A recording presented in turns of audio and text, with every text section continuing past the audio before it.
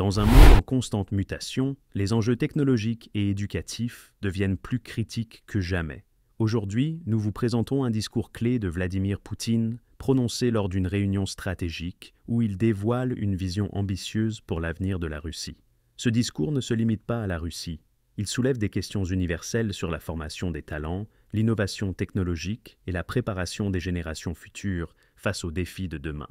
Poutine insiste sur le rôle crucial des enseignants, l'importance de moderniser les universités et la nécessité de répondre aux besoins économiques par une planification stratégique des compétences. Il aborde également la place centrale de la science et de l'ingénierie pour garantir le leadership technologique de son pays. Je vous invite à écouter attentivement ces propositions, car elles résonnent bien au-delà des frontières de la Russie. Après le discours, dites-moi ce que vous en pensez dans les commentaires. La stratégie de la Russie est-elle un modèle à suivre ou pensez-vous qu'elle pourrait s'améliorer? Vos avis sont précieux et je serai ravi de lire vos réflexions. Maintenant, place au discours. Je tiens à remercier tout le monde pour le travail collectif accompli aujourd'hui et pour cette discussion enrichissante. Il est évident que de nombreuses propositions exprimées aujourd'hui ne peuvent être réalisées par les seuls ministères. Il est essentiel d'assurer une collaboration solidaire de l'ensemble du gouvernement, avec la participation obligatoire des communautés professionnelles, des régions et des entreprises, ce sur quoi, à mon avis, il convient de porter une attention particulière. Premièrement, la base du leadership technologique du pays se construit avant tout grâce aux enseignants. Cela signifie qu'il est nécessaire de relever sérieusement les exigences pour les candidats souhaitant entrer dans les instituts pédagogiques. Les futurs étudiants, notamment dans les domaines tels que les mathématiques, la physique, la biologie et la chimie, doivent bénéficier d'une préparation pédagogique et disciplinaire de haut niveau. Comme vous le savez, des modules pédagogiques sont actuellement intégrés dans les programmes des universités classiques. Je suis d'accord avec la proposition d'introduire des cours similaires dès 2026 dans toutes les universités techniques, afin que les futurs mathématiciens, physiciens et ingénieurs, s'ils le souhaitent, puissent acquérir gratuitement le métier de professeur ou d'enseignant. Pour ces étudiants, il est nécessaire de prévoir le versement de bourses académiques majorées. Il est également crucial de renforcer l'intérêt des élèves pour les sciences et les métiers d'ingénieur, en soutenant des initiatives du milieu scientifique et professionnel, des organisations publiques, y compris le plus grand mouvement de jeunesse, le mouvement Première. Les collègues qui ont partagé leurs propositions aujourd'hui doivent recevoir le soutien nécessaire. Deuxièmement, je demande au gouvernement de mettre à jour la prévision quinquennale des besoins en main-d'œuvre pour l'économie. Ce sujet a été abordé, et il est essentiel de l'examiner en détail, en prenant en compte nos plans pour accroître la productivité et robotiser l'économie. Il faut également aligner cette prévision sur les projets de leadership technologique et les programmes conjoints de l'État et des entreprises visant au développement spatial du pays. Chaque mesure de ces documents essentiels doit être soutenue par des ressources humaines adéquates.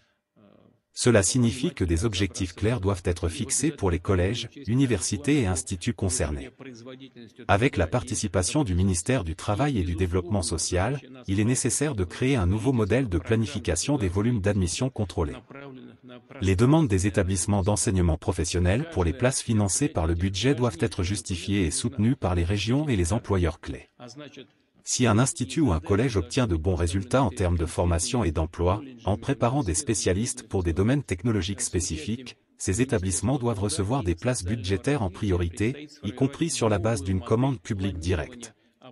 Troisièmement, je demande au gouvernement de prendre des mesures exhaustives pour améliorer la qualité des admissions payantes dans les universités. Dès 2026, celles-ci devront se faire selon de nouvelles règles.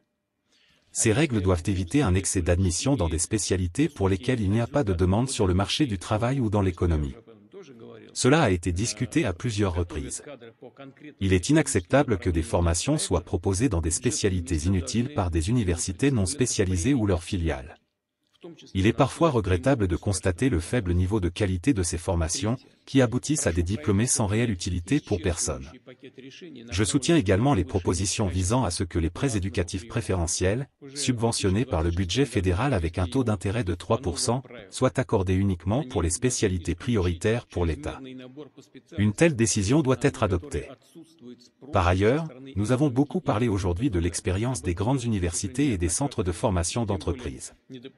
Toutes les meilleures pratiques doivent être collectées afin que les connaissances et méthodologies avancées soient soit accessible aux enseignants d'autres universités techniques et facultés, ainsi qu'à leurs étudiants et doctorants.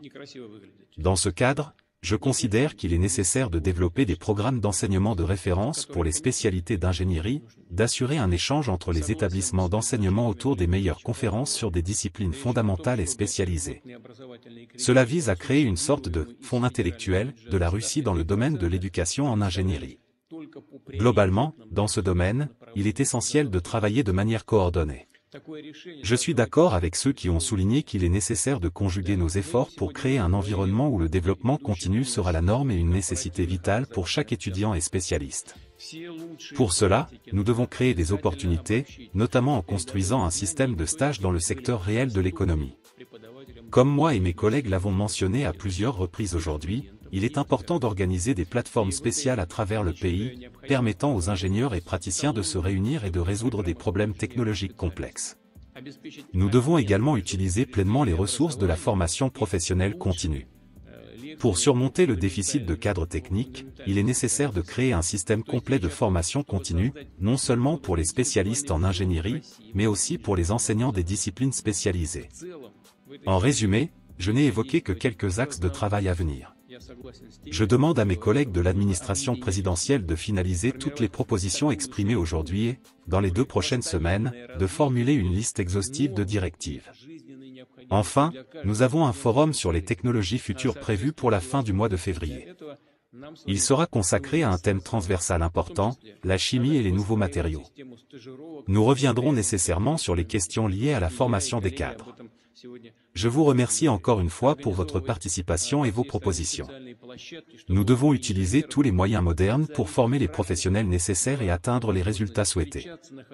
Merci beaucoup et bonne journée à tous. Le discours de Vladimir Poutine met en lumière une stratégie ambitieuse visant à renforcer la souveraineté technologique et éducative de la Russie, dans un contexte géopolitique marqué par des tensions croissantes avec l'Occident. En insistant sur l'importance de l'éducation et de la science comme piliers stratégiques, il dessine une vision claire pour développer le leadership technologique du pays. Cette approche répond directement aux sanctions occidentales, qui ont poussé la Russie à redoubler d'efforts pour atteindre une autonomie stratégique et investir dans ses propres capacités industrielles et scientifiques. En insistant sur le renforcement des formations, notamment dans des disciplines clés comme les mathématiques, la physique et la biologie, Poutine adresse un message sans équivoque. Il s'agit de préparer la future génération à relever les défis économiques tout en assurant la compétitivité de la Russie dans des secteurs cruciaux comme la robotisation, l'ingénierie avancée et les nouveaux matériaux. L'introduction de modules pédagogiques spécifiques dans les universités techniques, associés à des bourses académiques majorées pour les étudiants, reflète une volonté d'attirer et de former une main-d'œuvre hautement qualifiée. Dans un contexte géopolitique tendu, ce déficit en compétences devient un enjeu stratégique pour la Russie. La création d'un « intellectuel fonds russe » en ingénierie, appuyé par des programmes standardisés, vise également à réduire la dépendance technologique envers l'étranger, une faiblesse exacerbée par les sanctions économiques imposées par l'Occident depuis le début du conflit en Ukraine. En parallèle, la rationalisation des formations universitaires pour supprimer les filières non pertinentes s'inscrit dans une gestion pragmatique des ressources humaines et financières. Ce choix témoigne de la volonté d'optimiser les efforts nationaux dans un environnement économique sous pression. Par ailleurs, la planification stratégique des besoins en main-d'œuvre, en partenariat avec les employeurs et les régions, reflète une intégration étroite entre les différents acteurs du développement économique. À travers des forums technologiques et des plateformes collaboratives, la Russie cherche à créer une synergie durable entre l'État, les entreprises et les institutions académiques, essentielles pour surmonter les défis liés à l'isolement économique et aux pressions extérieures. En mettant l'accent sur l'éducation et l'innovation technologique, ce plan ne se limite pas à répondre aux besoins immédiats, mais s'inscrit dans une vision à long terme.